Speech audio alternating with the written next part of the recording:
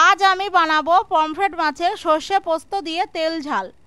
প্রথমেই মাছগুলোকে কেটে ধুয়ে পরিষ্কার করে নুন হলুদ মাখিয়ে নেব। এবার গ্যাসে কড়াই বসিয়ে সর্ষের তেল গরম করে একে একে মাছগুলোকে দিয়ে দেব। এবার এপিট ওপিট করে লাল লাল করে ভেজে মাছগুলোকে তুলে নেব। এভাবে সব মাছগুলো ভেজে নেব।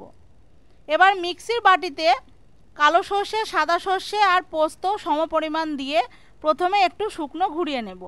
তারপর এর মধ্যে টমেটো, কাঁচা লঙ্কা, সামান্য একটু নুন, হলুদ আর জল দিয়ে একটা মিহি পেস্ট বানিয়ে নেব।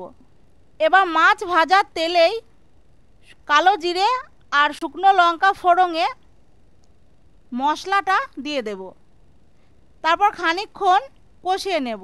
যখন দেখব মশলা থেকে তেল ছেড়ে দিয়েছে তখন পরিমাণ মতো জল দিয়ে দেব। এই তরকারিটা যেহেতু মাখা মাখাই ভালো লাগে, সেজন্য জলটা একটু দেখে দেবেন।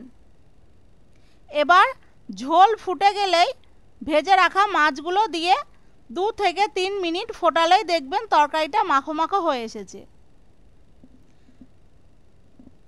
এরপর ওপর থেকে কাঁচা লঙ্কা আর একটু সর্ষের তেল ছড়িয়ে আরও 1 মিনিট ফুটিয়ে নামিয়ে নিলেই রেডি আমাদের পমফ্রেট মাছের সর্ষে পোস্ত দিয়ে তেল ঝাল।